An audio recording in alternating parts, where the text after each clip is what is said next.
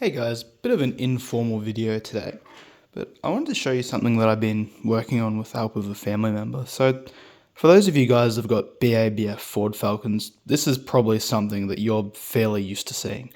You know, the shifter gets this level of peel on it. You know, the cars have been sitting out in the sun for all these years, and they just look bad and it kind of feels gross to drive with. So one of my family members actually bought a 3D scanner. So we took a scan of the original piece, and with his help spent a lot of time modeling it and making refinements. And we've actually been able to print out, replacement shifter surrounds. So I've been trying to make a really high quality one for my car.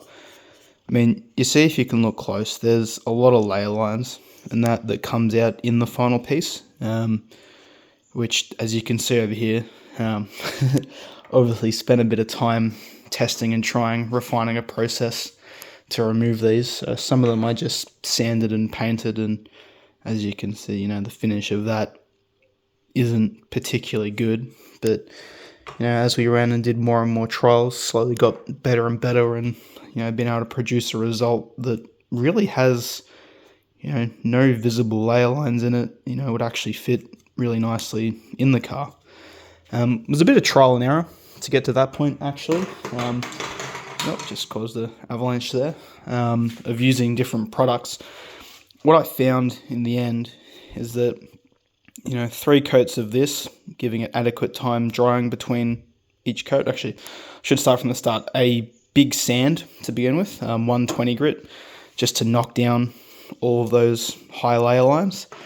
Then 3 coats of this, knock that down with some more sandpaper.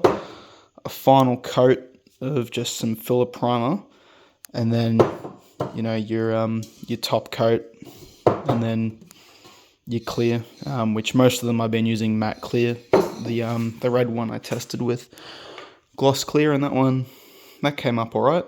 But I just think it's really cool that we're at a point where you can just kind of make car parts at home.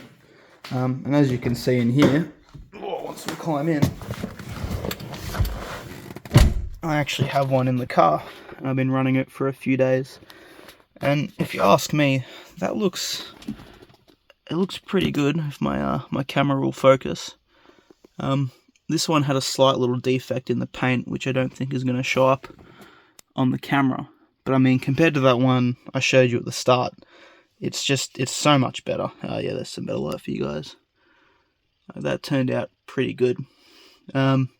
And of course, if you've got peel on the shifter, you're most likely going to have peel on this piece, and you're probably looking at that going, that's not normal. That's because we're looking at trying to print a piece for that as well, which will eventually paint and sand and fill in. Just something to make the car look a little bit cleaner, a little bit nicer. But yeah, just thought I'd share that with you. Again, a bit of an informal video compared to what else I've uploaded on this channel, but I thought some of you guys might find that interesting. So yeah, thanks for watching.